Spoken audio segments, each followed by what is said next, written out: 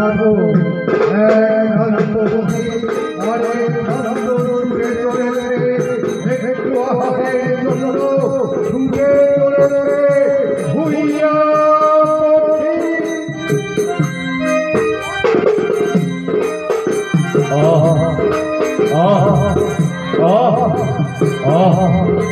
आज सकाल থেকে আমি দেখতে দেখতে বেলা দেখতে হয়ে গেল। এখন আমি আমার সন্ধান পেলাম না। তবে আজকে সারাটা জীবন থেকে যাবো। আমি যাই পারি না। এই তো আমি একটি সরোবরের তীরে উপস্থিত হয়েছি। এবার এই সরোবরের তীরে আমি আমি দেখতে পাচ্ছি অরুণ সরোবরে একটি পদ্মফুল ফুটে আছে। আর এই পদ্মফুল ফুলে ডিম্বক, হ্যাঁ ওই ডিম্বকটি বুঝে আজ আমার দুর্ভাগ্য। আমি যাই ক্ষুধার জ্বালা সহ্য করতে না পেরে ওই ডিম্বকটিকে ভক্ষণ করে আমি আজকে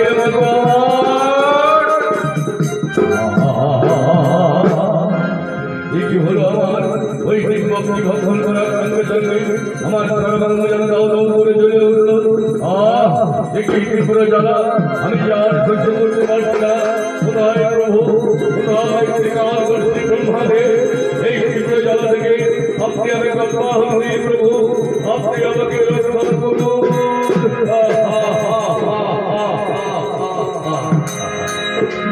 ভুইয়া পক্ষে কাতর আত্মরা শুনে ব্রহ্মলোকে ব্রহ্মদেব ঠিক থাকতে পারলেন না। সঙ্গে সঙ্গে তিনি ধ্যানমগ্ন হলেন। এদিকে আকাশ থেকে আবার বলেছে পক্ষীরাজ ভুইয়া পক্ষী আর বদল গেলে আমি ব্রহ্মলোকে উপস্থিত হব। এই তো আমি ব্রহ্মলোকে এসে গেছি। কিন্তু প্রভু কোথায়? ওই তো আমার প্রভু ধ্যানমগ্ন হয়ে বসে আছেন। আমি যাই, আমি প্রভুর পদতলে বসে প্রভুকে আমার দুঃখের কাহিনী জানা।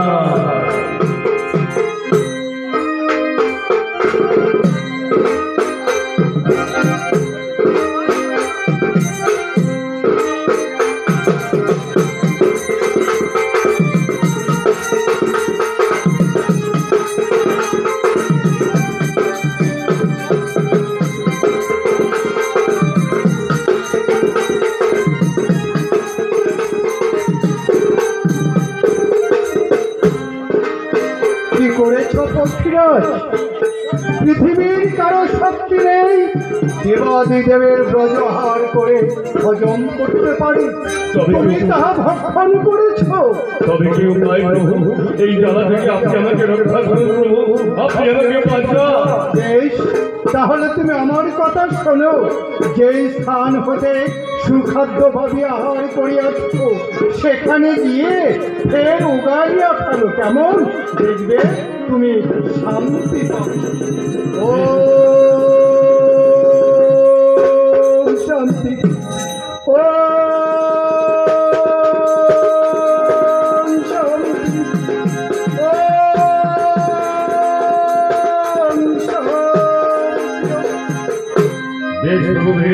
আপনার মস্তকে নিয়ে আমি ছুটে চললাম সেই সরোবরের তীরে। আবার আপনারা লক্ষ্য করুন আকাশ করে চলেছে পক্ষীরাজ ভুইয়া পক্ষী। জ্বালা আমি যাওয়ার সহ্য করতে পারছি না। কোথায় সেই সরোবর? ওই সেই সরোবরের তীরে উপস্থিত হয়েছি। ওই সেই পদ্মফুল। এবার আমি ওই পদ্মফুলের উপর আমার কান্তবস্তুকে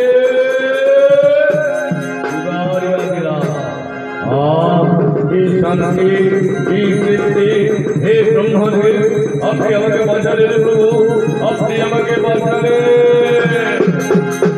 জয় ব্রহ্মদেবের জয়।